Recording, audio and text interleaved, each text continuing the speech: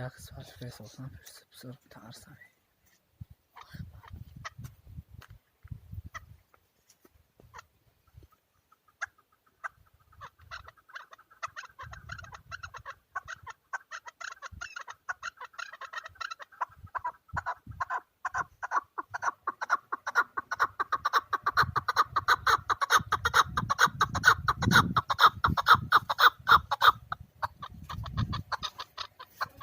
Interview.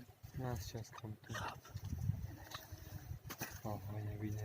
Öyle kapıyı. Yarmayda gelen kapalı bir Oh. خاطر كذا.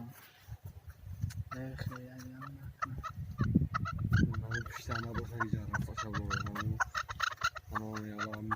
İşte kaşıkına bak kafamı. غوصة.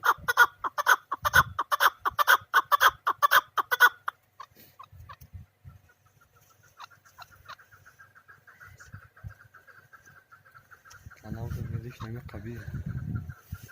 يا مشكلة. Konusyon kakına nasıl? Çünkü nasıl çıkıyor?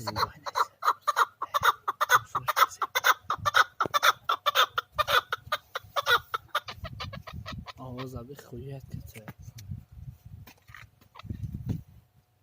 بدا بيش يخرخ شجر كذا شابين المياه. هابيش خرخ كذا. اوه.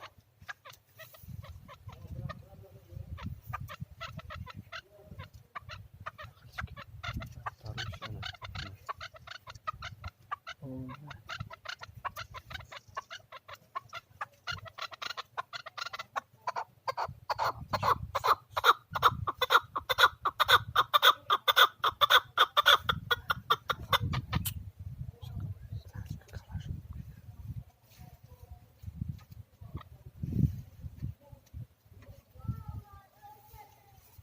Ne takma klasya duruyor.